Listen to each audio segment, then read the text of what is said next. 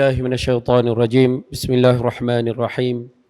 السلام عليكم ورحمة الله وبركاته. Kita mulakan pertemuan kita pada malam ini dengan umul kitab Al-Fatihah. A'udzubillahi minasyaitonir rajim. Bismillahirrahmanirrahim. Alhamdulillahirabbil alamin. Arrahmanir rahim. Iyyaka na'budu wa iyyaka nasta'in. Ihdinas siratal mustaqim. Siratal ladzina an'amta 'alaihim.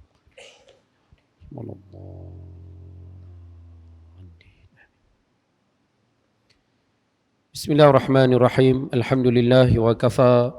Wassalatu wassalamu ala rasulina al-mustafa wa ala alihi wa sahbihi wa man ihtada.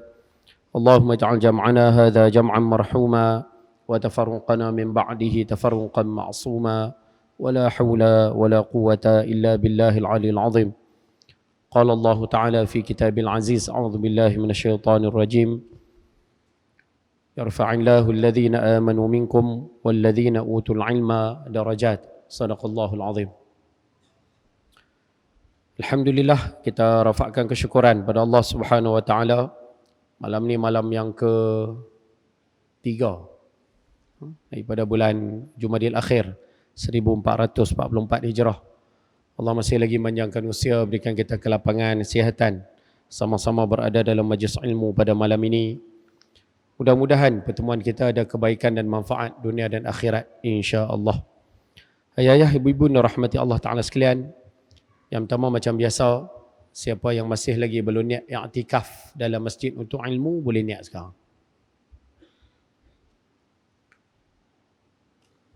Mudah-mudahan keberadaan kita dikira sebagai satu ibadah di sisinya, insya-Allah. Baik.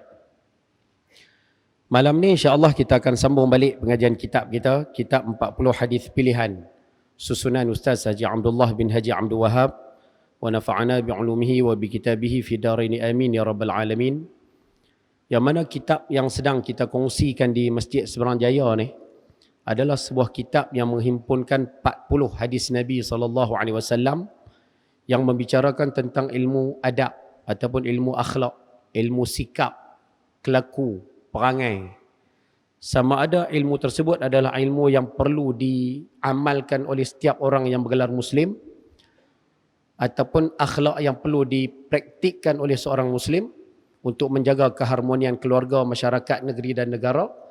Ataupun disebutkan juga dalam kitab ini berkaitan dengan adab ataupun akhlak yang wajib untuk orang Islam jauhi, kerana dia boleh merosakkan diri, keluarga, masyarakat, bahkan negeri dan juga negara. Jadi dia himpun sekali semua dalam kitab ni. Dia himpun dalam 40 hadis yang terdapat dalam kitab ni. InsyaAllah kita akan mengaji pelan-pelan. Mudah-mudahan kita dapat habiskan kitab ni, insya-Allah. Baik. Dan malam ni insya-Allah kita akan sambung pengajian muka surat yang ada tanda. Muka surat 27.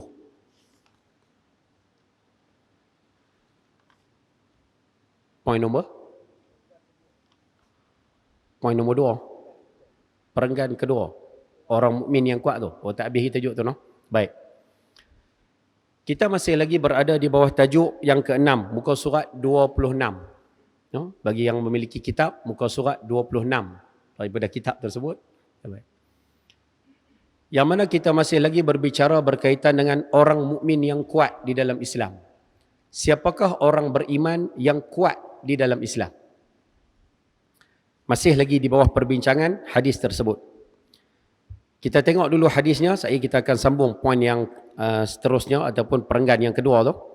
Hadisnya berbunyi, An Abi Hurairah radhiyallahu taala anhu qala Rasulullah sallallahu alaihi wasallam, al-mu'minul qawiyyu khairun wa ahabbu ila Allah minal mu'minid dha'if wa fi kullin khairun ihris ala ma yanfa'uk wasta'in billah wa la ta'jiz wa in asabaka syai'un fala taqul law anni fa'altu kadza kana kadza wa kadza walakin qul qaddara Allah wa ma syaa Allah fa'ala fa inna law taftahu 'amal asy-syaitan.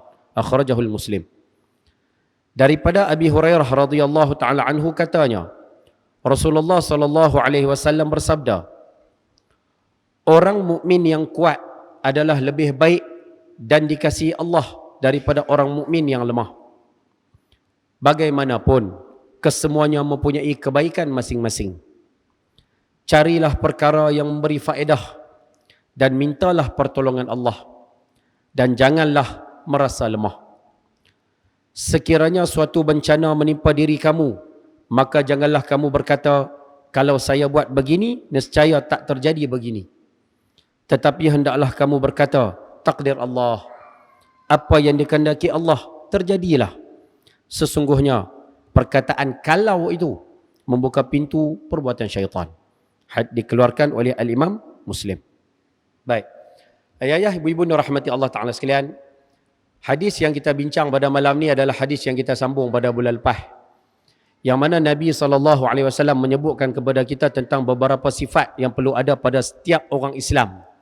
Dan orang Islam yang ada sifat ni, ada perangai ni, ada kelaku ni, ini tanda dia orang Islam yang kuat iman dia. Orang Islam yang ada perangai ini adalah orang Islam yang iman dia kuat, keyakinan dia kuat. Dan kita sebagai orang Islam, orang yang mengaji malam ni, perlu berusaha menuju ke arah orang Islam yang iman dia kuat. Semua kena berusaha ke arah tu. Jadi Nabi SAW bersabda, Al-mu'minul qawiyyu. Nabi kata orang mukmin yang kuat iman. Banyak orang terjemah hadis ni kuat tubuh badan. Dia bukan kuat tubuh badan lah, dia kuat iman. Orang mukmin yang keyakinan dia kuat, lebih Allah kasih, lebih Allah sayang daripada orang beriman yang iman dia lemah.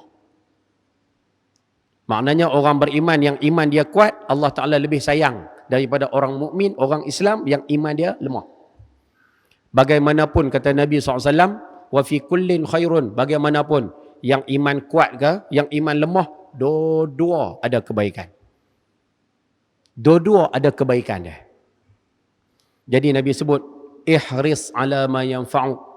Jadi dalam kehidupan manusia, kehidupan orang beriman ni, nombor satu sekali, buatlah perkara-perkara yang menguntungkan, yang saya dah bagi 4 hari tu. Menguntungkan dunia kamu, menguntungkan akhirat kamu, menguntungkan hidup kamu, menguntungkan agama kamu. Buatlah perkara-perkara yang menguntungkan 4 benda ni. Wasta'in billah. Pada masa kamu buat 4 perkara ni, nak cari keuntungan 4 perkara ni, mintalah tolong pada Allah. Mintalah bantuan pada Allah.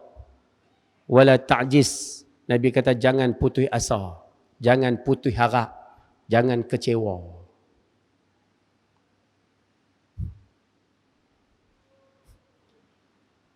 Awak yang senyap buat kaya. Betul kan? Jangan kecewa. Habis tu Ustaz, kami dah berusaha. Kami dah minta pada Allah. Kami tak kecewa. Tapi apa yang kami harap tak dapat. Apa yang kami minta tak dapat. Apa yang kami mau tak dapat. Nabi sebut, wa in asabaka syai'un. Kalaulah kamu ditimpa satu-satu perkara, tak kiralah apa benda pun dalam kehidupan kamu, perkara yang kamu tak suka, fala taqul law anni fa'altu kadza kana kadza wa kadza. Nabi kata apabila kamu ditimpa satu musibah, jangan duk cakap, kalau aku tak buat macam ni, tak jadi macam ni. Kalau aku buat macam ni, tak jadi musibah macam ni. Kalau hari tu aku buat kot lain, tak jadi masalah macam ni. Kalau hari tu aku fikir macam ni, aku buat macam ni, tak jadi musibah macam ni. Nabi kata jangan duk cakap kalau-kalau bagi benda yang dah berlaku ni. Bahasa kampung kita ni, jangan duk tikai perkara yang dah berlaku ni. Benda dah jadi. Habis tu nak kata apa Ustaz? Walakin qul qaddarallah. Tapi cukup dengan sekadar kamu sebut, tak apalah buat macam mana, ni ketentuan Tuhan. Tak apalah, redalah, ni habuan Tuhan untuk aku. Redalah, ni semua takdir Tuhan. Tuhan dah takdir, dah tetap macam ni. Cukup, dekat tu ya. Masya Allahu fa'ala. Lagi baik sebut. Apa yang Allah Ta'ala nak, yang itulah yang berlaku. Ni semua ketentuan Allah. Dia nak jadi macam ni, macam inilah jadi. Dia nak jadi macam tu, macam itulah jadi. Cukup, dekat tu ya. Apa saja musibah yang kena pada kita, itu aja yang patut keluar daripada mulut kita. Sebagai tanda kita redha. Sebagai tanda iman kita kuat. Kepercayaan kita pada Tuhan tu kuat. Kita sebut mudah macam ni lah. Kita waktu sekarang, semua bercakap redha. Semua redha. Tapi minta maaf saya tak dah nak study sikit bab ni. Ada 4 ketika. Nak tahu kita ni redha tak redha, 4 ketika. Tapi saya tak ingat 4 tu yang sorry tu. Tak dah nak study. Setakat yang saya ingat, waktu kita miskin. Miskin baru tahu redha tak redha. Nak boleh terima tak boleh terima, waktu kita miskin, satu. Yang kedua, waktu kita susah. Dua. Time senang, redha. Time senang, semua boleh cakap, saya redha Ustaz, ni ketentuan Allah untuk saya Ustaz. Alhamdulillah lah, syukur atas kesenangan ni. Betul. Tapi time susah baru tahu redha tak redha.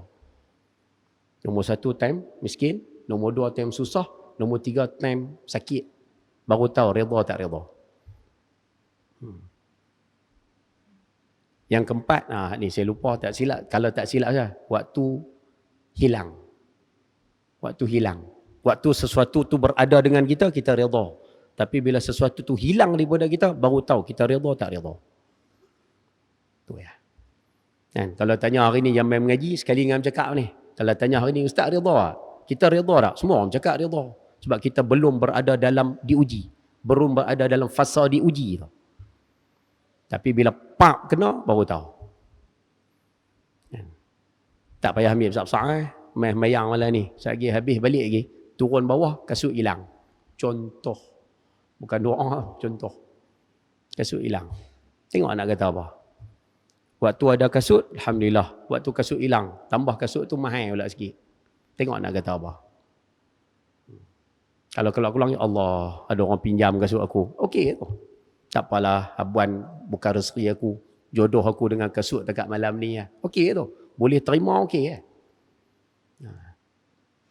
Dan takutnya siapa curi ni, kalau aku tak sini, silap aku main semayang. Kalau aku tahu kasut aku nak hilang ni, aku tak aku. Ni duk main buah kalau-kalau dah tu. Tu contoh mudah lah kita sebut. Waktu ada, semua orang redha. Waktu hilang lah. Tu ya. Jadi sama-sama muhasabah, tengoklah kita duduk di mana.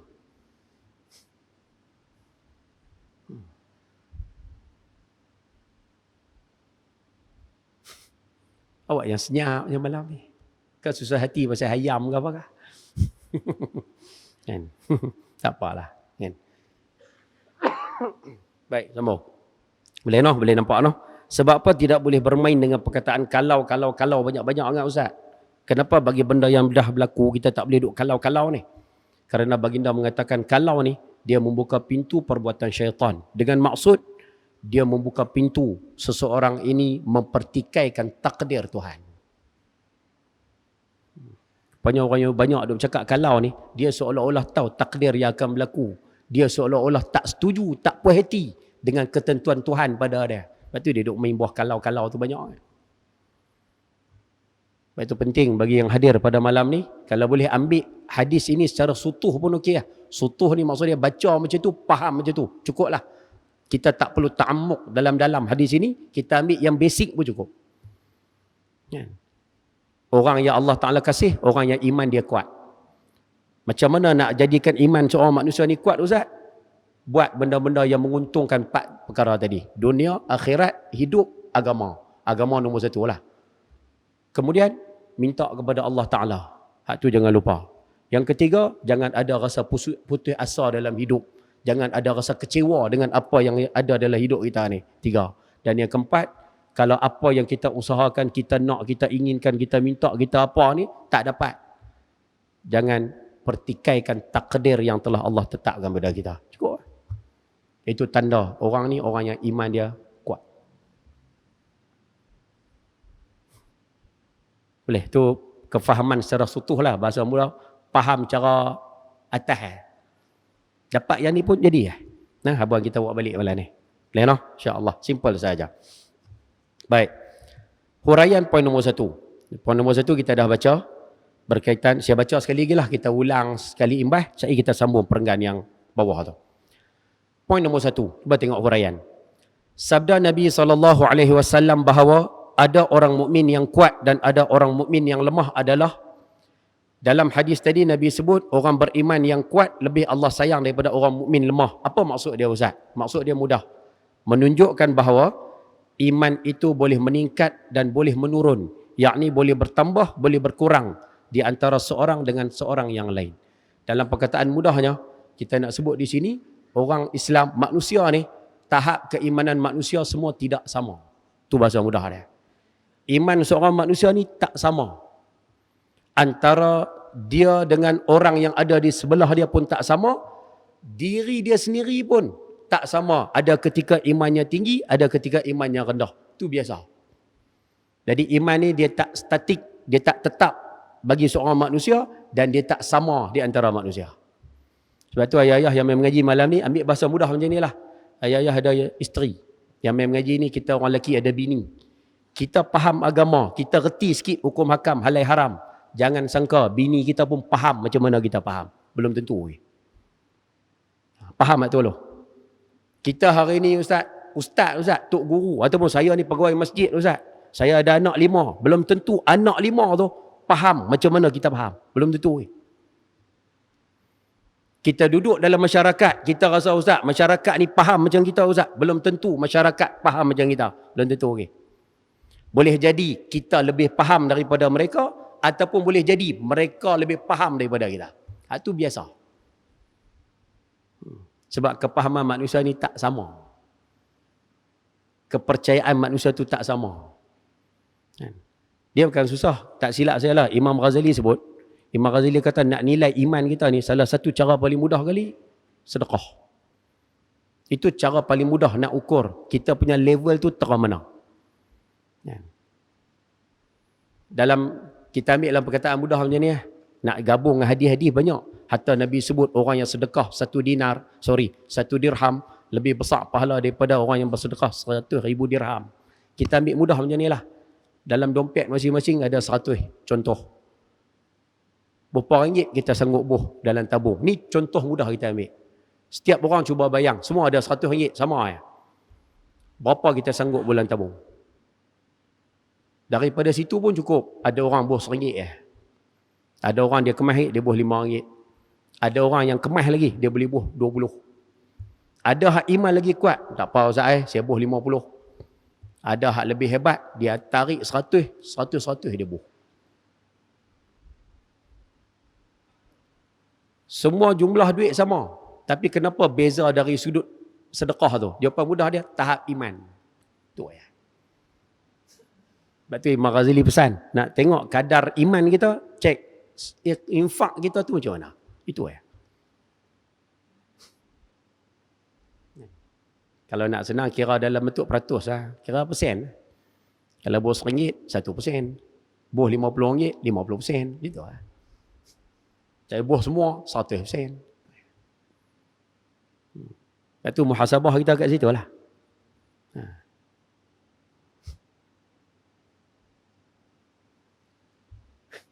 Nampak je tak setuju nampak dia. Betul Memang macam tu pun. Kan? Ya no, insya-Allah. Iman apabila disertai dengan amal soleh, iman bila sekali dengan amal akan melahirkan kebahagiaan dunia dan juga kebahagiaan akhirat. Okey, yang tu selesai kita dah baca hari itu. Baik. Cuba tengok perenggan yang ada di bawah. Sambung yang bawah. Kata pengarang kitab, orang mukmin yang kuat, siapa yang ada kitab, atas perkataan kuat tu tulis itu iman. Orang mukmin yang kuat imannya, dia sebut ni, apa ciri-ciri dia? Apa kita boleh tengok bentuk hidup dia tu macam mana? Cuba tengok. Orang mukmin yang kuat ialah orang yang mengerjakan amal-amal soleh. Itu satu. Dia buat amal soleh. Amal solehnya bertambah. Ayah ambil perhatian sikit boleh tak? Minta tolong sikit ya. Saya tak mau ambil yang besar-besar lu, ambil yang simple lu. Kita di sini duk mengaji lama dah kan, berkaitan dengan amalan-amalan sunat. Khususnya kita ambil sembahyang sunat. Saya nak pesan satu perkara ya. Orang yang menjaga amalan sunat, menjaga sembahyang sunat lah contohnya. Orang yang menjaga sembahyang sunat, insya-Allah amalan wajibnya akan terjaga. Solat wajibnya akan terjaga. Orang yang selalu mengabaikan amalan sunat khususnya sembahyang sunat lah, dia buat lebih kurang. Rasa rajin sembahyang, rasa malas ditinggal. Orang yang suka mengabaikan amalan sunat, kita akan melihat lama kelamaan dia akan mula longgar dengan amalan wajib dia. Sebab tu nak minta tolong kalau boleh yang mengaji malam ni, amalan sunat, khususnya sembahyang sunat, jangan buat lebih kurang lah. Malas tak sembahyang, malas tak payah sembahyang, biar sunat je, jangan. Jangan ada dalam diri kita perangai macam tu. Orang yang ada perangai macam tu, lama kelamaan tengok sembahyang fardu pun dia akan mula, tak apa, Zuhur 3.30 awal lagi. Pukul 4 dia sembahyang lagi. Dia akan main perangai tu. Maghrib, pukul 8, tak apa, pukul 8 boleh lagi. Punca dia apa? Sebab amalan sunat dia buat lebih kurang. Dia akan bawa kepada amalan wajib pun dia buat halal balai.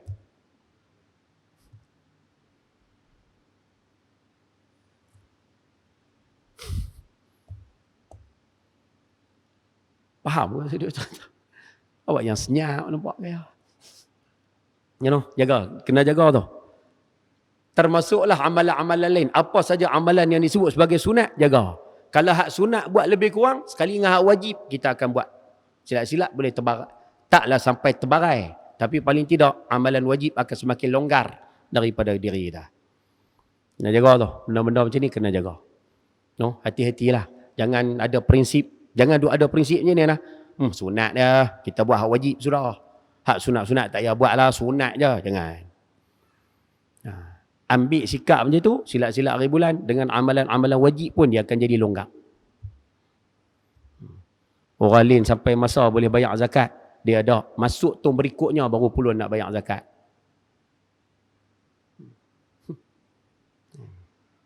Dia akan jadi macam tu lah. Dengan ibu bapa, pasal mudah, dia dengan orang tua, dengan orang-orang biasa, yang sunat, dia perlu hormat orang tu yang lebih tua. Dia tak hormat. Nanti sampai itu tahap dengan mak ayah sendiri pun dia takkan hormat. Sebab amalan sunat dia tak jaga, dia akan bagi efek pada amalan wajib dia. Kena jaga lah. Bab-bab macam tu kena jaga sikit. Sebab tu jangan ambil enteng. Langkah masjid ke kiri kanan. Langkah ke kiri kanan. Jangan ambil belasah kanan kiri, belasah ikut dan. Jangan.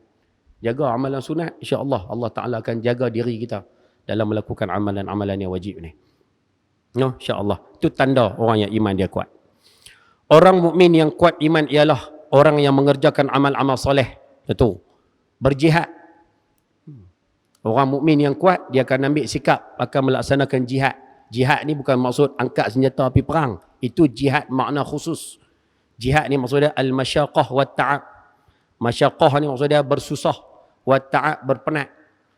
Bila sebut kata jihad, jihad ni maksudnya masyaqah. Kita hidup ni, kita bersusah untuk tegakkan agama Tuhan. Itu panggil jihad. Kita penat dalam melaksanakan tugas nak tegak agama Tuhan. Itu panggil jihad. Ada setengah orang bila sebut jihad, dia dah nampak angkat senjata, tembak orang kafir. Yalah, itu jihad juga. Tapi jihad dalam makna umum ni, al-masyaqah wa ta'ab. Sebab tu nak buat kerja Islam, ataupun nak buat apa-apa kerja untuk tegakkan ajaran Islam, dia kena ada susah, dia kena ada penat. Orang mukmin sahaja yang kuat iman, boleh buat kerja susah, penat ni dia akan buat. Sebab iman dia kuat. Tu ya. Lagi Ustaz, menyeru kepada kebaikan, mencegah kejahatan, sentiasa bekerja dengan tabah dan cekal, tidak gentar menghadapi sebarang kemungkinan jiwa dan jasad dan lain-lain. Tu contoh gambaran orang-orang yang iman dia kuat. Dia tak kisah mati tak apa. Apa nak bunuh aku? Bunuh. Contohlah kan. Ada orang, para sahabat ni tu, Abdullah bin Mubarak nak bunuh. Berapa banyak para sahabat nak gantung ni. Kita tengok tokoh-tokoh besar Islam cukup lah. Imam Hasan Al-Banna, kita tengok Zainab Al-Ghazali. Contoh-contoh simple lah. Nak bunuh. Nak tembak. Aku buat kerja aku. Ni perintah Tuhan untuk aku. Orang nak tekan. Orang nak lempak mana, lempak. Orang nak tindas. Orang nak buang kerja, buang. Dia memiliki iman yang sangat kuat. Kepercayaan dia tu kuat. Dan kalau kita orang Islam ada kepercayaan ni, hebat. Ada keyakinan macam ni, hebat. Dan kita kena ada keyakinan macam ni. Dah saya ni Ustaz ke apa saya tak berani nak kata apa. Pasal apa tak berani kata? Tak boleh saya kena buang kerja. Tak apalah. Salah ke Ustaz? Tak salah. Nanti kita mengaji hadis belakang ni. Tak salah. Tapi kalau dia iman dia kuat, baru ni saya jumpa satu pakcik. Bagus, pakcik ni bagus. Anak dia kerja, tak payah sebut kedai mana tu. Tapi dalam kedai tu jual arak. Dia main tanya saya, Ustaz, anak saya ni duk jadi cashier di satu kedai Ustaz. Dalam tu jual arak. Lo nak buat macam mana Ustaz? Saya kata, ada lo ni macam ni bang. Abang suruh anak abang tu, suruh dia, tak apalah suruh dia kerja dulu. Pada masa yang sama suruh dia cari tempat kerja lain. Maksud dia carilah apply kerja lain. Selagi mana tak dapat kerja baru, suruh dia kerja dulu di situ. Nanti kalau dah dapat kerja baru, suruh dia pindah keluar. Kan? Supaya paling tidak gaji dia yang syubhah itu, dia terlepas pada gaji syubhah. Tapi suruhlah dia cari kerja lain dulu. Cari kalau berhenti, payah pula. Tu dia jawab apa? Dia tak apa Ustaz. Balik sekali saya suruh anak saya berhenti kerja. Saya kata kesian kat anak tu. Lagi nak bayar kereta, nak bayar apa? Dia kata Ustaz, rezeki Tuhan bagi. Dia pula pukul kita. Dia kata rezeki Tuhan bagi. Kata kemas macam ni. Nampak? Dia punya confident tu. Kalau saya duduk tempat dia pun, duduk tempat anak dia pun duduk fikir, cari kerja loh. Dapat kerja ni baru lompat pergi keluar. Tak. Saya berhenti kerja Ustaz. Suruh anak berhenti kerja. Tak lagi kesian kat dia nak bayar hutang kan. Tak apa Ustaz. Rezeki Allah Ta'ala bagi. Dan rupanya balik sungguh tu. Anak dia abang berhenti kerja tu. Pak suruh. Dan rupanya lepas berhenti kerja tu kata tu. Bila kita yakin doa pada Allah. Jangan putus asa. Rupanya lepas berhenti kerja tu dapat kerja lain yang lebih baik. Gaji pun besar. Terlepas daripada syubhah. Dia mau confident tu ya.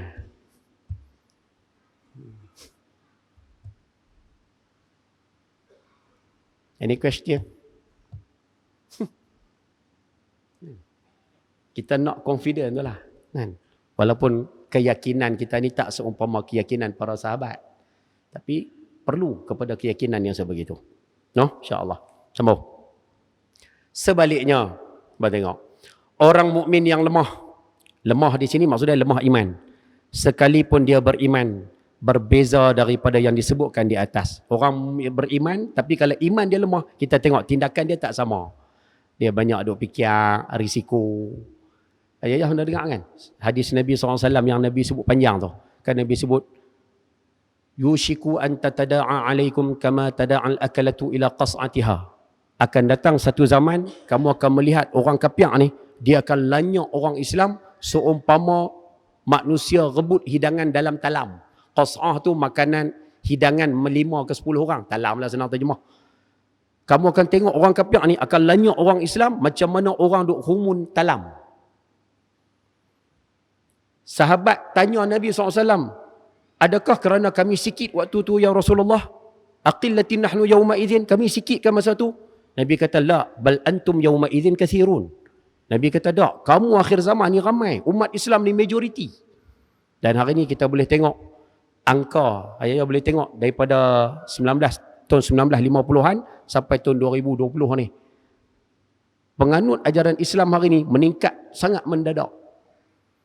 Dan saya rasa tak mustahil. Saya pernah tengok satu laporan, ada yang menjangkakan, ni unjuran lah. Mereka buat satu anggaran, satu unjuran. Kemungkinan Perancis akan menjadi negara yang memiliki hampir 40 ke 50% rakyat dia yang beragama Islam menjelang 20-50. Tak tahulah betul ke tak kajian tu. Tapi saya tengok ni waktu mengaji di Mesir tu. Tahun 2004 dia buat unjuran tu sampai 20-50. Dia kata kalau macam ni perkembangan orang masuk Islam, orang Eropah masuk Islam 20-50, silap-silap separuh rakyat Perancis beragama Islam. Dan rupanya benda tu duk bergerak. Dan betul apa yang baginda sebut, umat Islam akhir zaman ni akan jadi umat yang majoriti.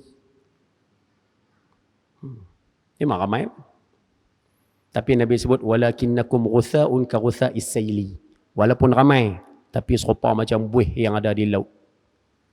Ayak lut mai ke kiri, semua bakal pi kiri, buih-buih tu. Ayak lut mai kanan, pi ke kanan. Ayak lut tak mai, duduk senyap di tengah tu. Ayak lut mai kuat atas, habis pecah belakang.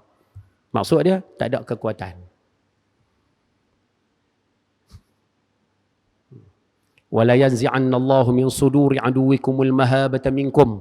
Allah Ta'ala mula cabut daripada hati orang kafir. Orang kafir. Nak cerita macam mana ni no? Dulu ni, zaman Nabi SAW, baginda bersabda, nusirtu birra'bi masirata syahrin. Allah Ta'ala tolong orang Islam ni, tolong aku, kata Nabi. Allah Ta'ala tolong aku. Orang kafir gerun dengan Islam sebulan perjalanan. Maksud dia macam ni, bagi senang faham. Nabi SAW di Madinah, Rom, Parsi. Rom, Parsi nak pergi Madinah tu, sebulan perjalanan. Tapi orang Rom, duduklah istana Kisra di bawah tu. Kalau mesyuarat, kita serang Muhammad kot di Madinah. Jom kita serang orang Islam di Madinah. Padahal Rom nak pergi Madinah tu sebulan. Tapi orang Rom sembang tentang Nabi, gerun lah. Padahal Rom nak pergi Madinah tu sebulan. Tapi sembang bab Nabi je, gerun. Allah Ta'ala tolong. Tapi bila mai akhir zaman, orang kafir sudah tak gerun dengan orang Islam. Orang kafir tengok orang Islam buat macam ni. Kan? Sembang Islam. Pasal apa? Pasal cakap tak serupa bikin. Tambah lagi kemas, boleh bayar sikit. Sembang kedebung-kedebang, bayar 2 juta. Terus tukar. Saya tak ambil rasuah. Bagi 100. Saya tak ambil rasuah. Bagi 200. Saya tak terima rasuah. Bagi 1000. Jangan cakap kuat-kuat. Dia jadi gitu lah. Dia tak kuat, dia lembek. Dan Allah Ta'ala sebut, boleh faham tu, nak sebut tu orang kafir dah tak gerun dengan orang Islam. Wala yaqzifanna fi qulubikumul wahan. Dan Allah Ta'ala mula campak penyakit wahan dalam hati manusia. Sahabat tanya, wahan tu apa? Yang ni saya nak ambil sikit kat belakang ni. Hadis panjang, nak ambil kat ujung kali ya. Nabi sebut, hubbud dunya wa karahiyatul maut.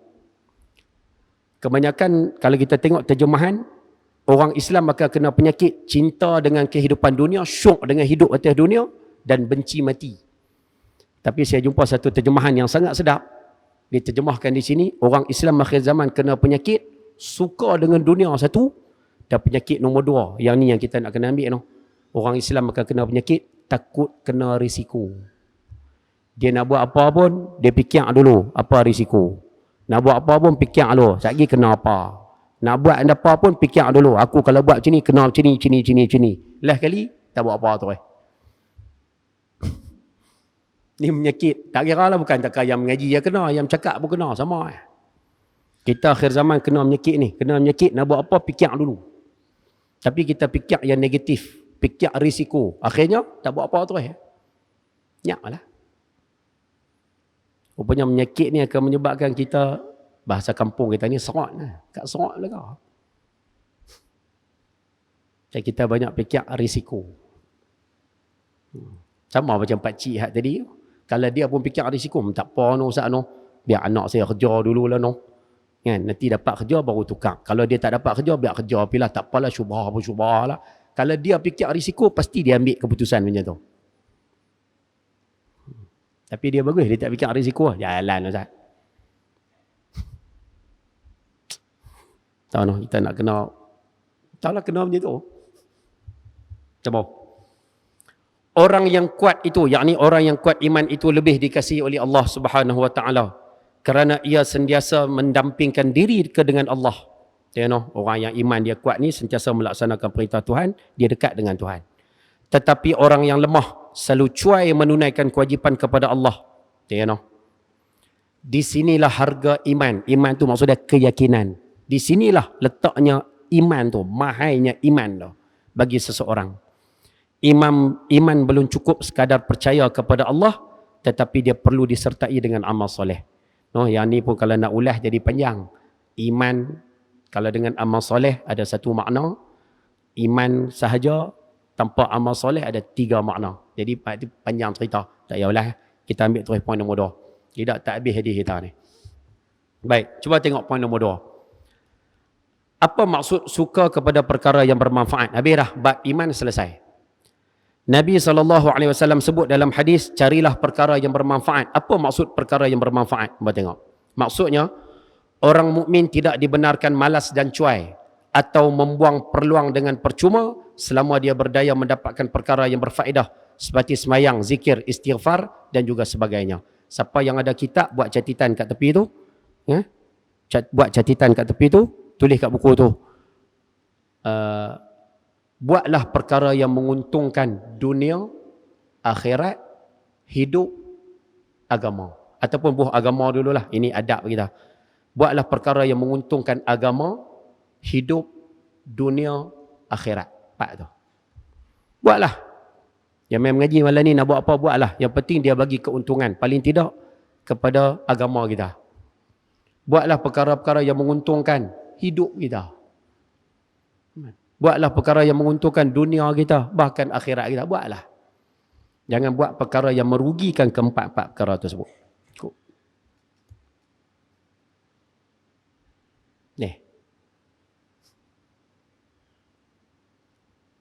Faham ke saya cerita?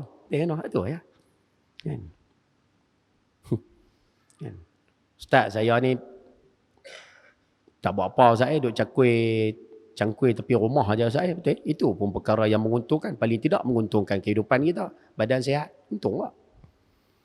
Saya banyak duduk berjumpa dengan kawan-kawan. Itu pun menguntungkan juga. Paling tidak menguntungkan kehidupan kita.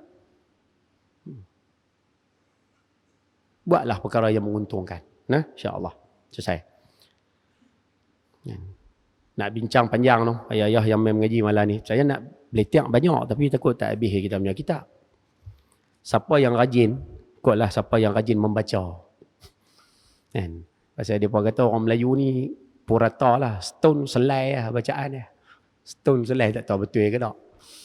Kan? Kalau rajin, try cari. Ada satu buku-buku tu dalam bahasa Arab. Dalam bahasa Arab disebut Qimmatuz Zaman 'indal Ulama. Ataupun buku tu karangan Al-Imam Allahumma salli ala Muhammad, Syekh Abdul Fattah Abu Ghuddah. Ada seorang ulama Syria namanya Syekh Abdul Fattah Abu Ghuddah karang satu buku Qimmatuz Zaman 'indal Ulama. Ada orang Indonesia dia translate ke bahasa Melayu Indonesia lah, tapi boleh baca. Tak silap tajuk dia, buku dia Manajemen Masa di kalangan para ulama. Ayah-ayah kalau rajin carilah Google ke apakah, cuba beli buku nipis lah, dalam berapa ringgit lah. Try beli baca, tengok macam mana ulama dulu manage masa mereka. Rupanya bila tengok mereka manage masa mereka, rupanya tak sama langsung macam kita. Sebiji tak sama langsung.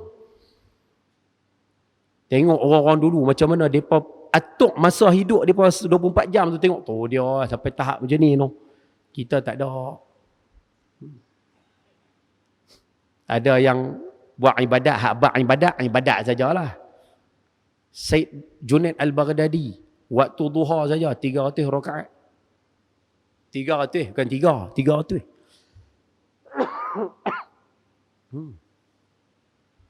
Itu kalau semayang. Ada yang puasa dia habiskan banyak. Abdullah bin Mubarak lagi kemah. Hidup dia kira setahun.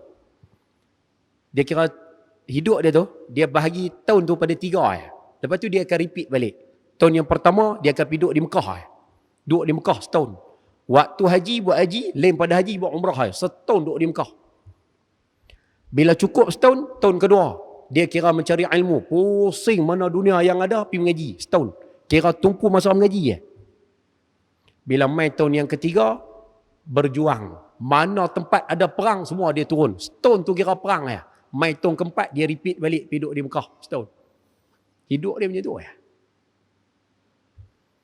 Kita tengok, mereka susun masa sampai tahap macam tu. Yo, masa yang mereka ada tu, mereka guna secara penuh.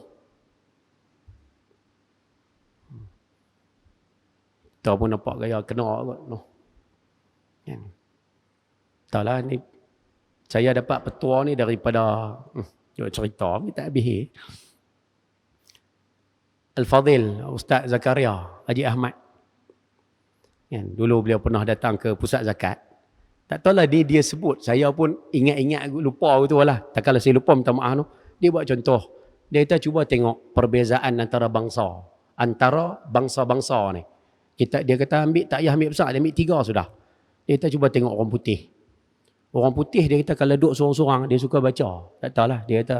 Dia kata saya quote balik ya. Duduk seorang-seorang baca. Dia kata kalau duduk 2 mereka suka main daun teruk. Main tu lah daun kad tu. Kalau 3 mereka suka bincang apa yang mereka baca. Ni dia sebut dulu nah. Saya quote balik ya. Dia kata tak tahu tu, dia kata budaya. Dia kata orang Cina. Dia kata duduk seorang-seorang buat apa? Dululah ni orang Cina dulu. Dia kata kalau orang Cina dulu-dulu duduk seorang-seorang isyak candu. Seorang-seorang duduk kru-kru isyak candu. Kalau 2 mi majum. Kan? Kalau duduk 3 dia kira menyimbang nak menega. Orang India dia kata, orang India saya tak ingat dia kata apa. Cuma yang saya ingat orang India dia kata kalau duduk 3 orang ke atas, dia kata depa ni kira pakat bikin union lawan tokek. Tu saya ingat betul ke tak tahulah. Kan? Tapi yang menarik dia kata orang Melayu. Itu orang Melayu menarik. Dan saya rasa ayah-ayah ibu-ibu yang main mengaji pun boleh bantu saya. Jawapan saya rasa sama . Dia kata orang Melayu pun tengok, kalau duduk seorang-seorang buat apa?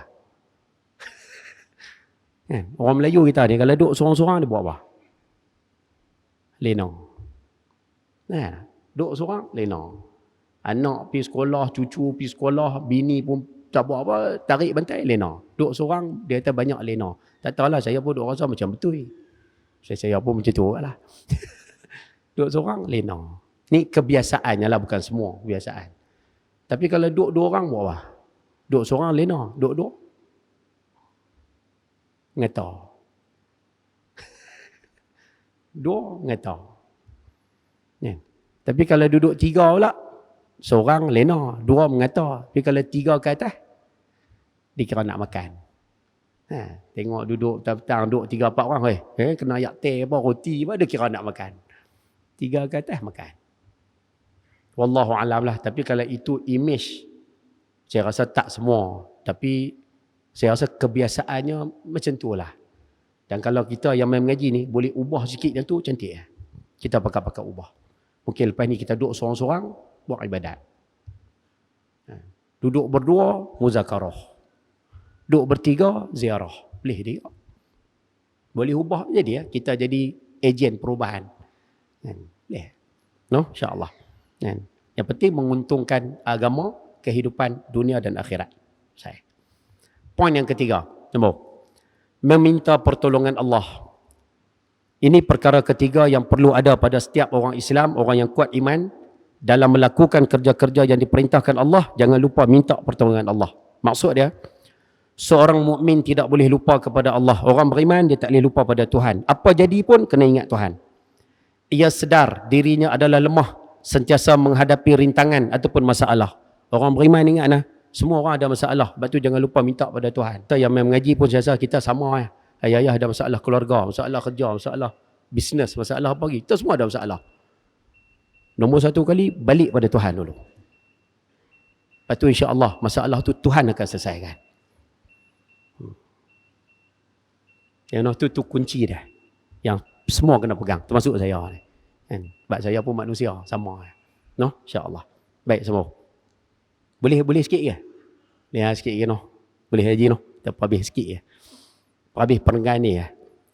Oleh itu, ia sentiasa memerlukan pertolongan dan bantuan Allah dalam semua aspek. Dalam apa saja masalah kehidupan kita ni macam mana pun pergi kat Tuhan dulu.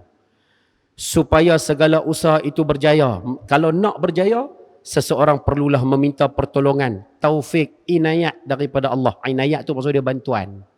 Inayah tu maksud dia bantuan. A'ana yu'inu i'anatan. Bantuanlah.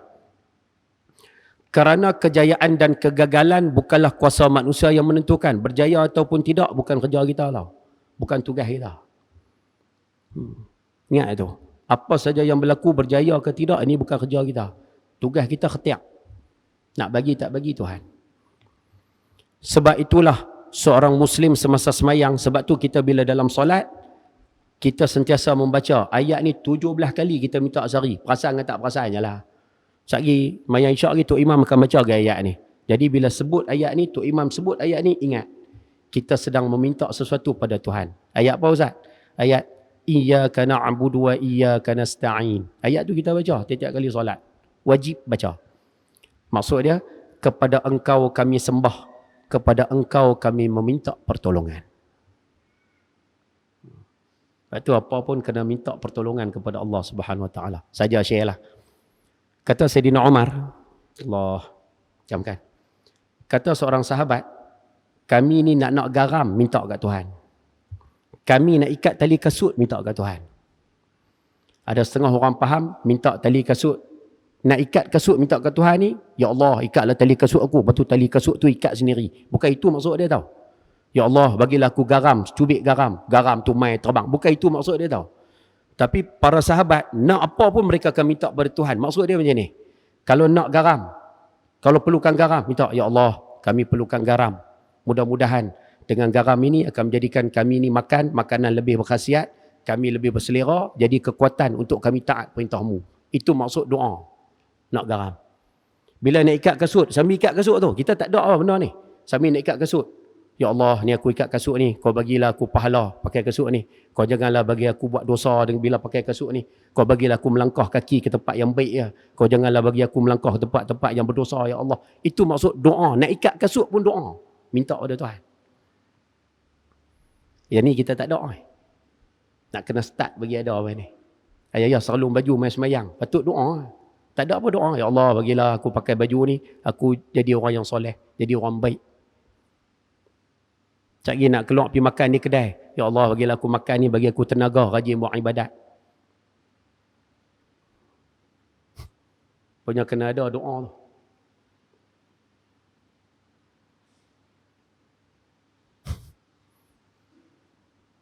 Boleh tak no? InsyaAllah no, bagi ada. Dapat yang ni punya dia lah malam ni. Nah, apa kita nak pakai dalam kehidupan kita. Poin yang keempat, wallahu'alam, mengaji banyak-banyak. Gaji sikit tak apa, yang penting beramal dulu. No?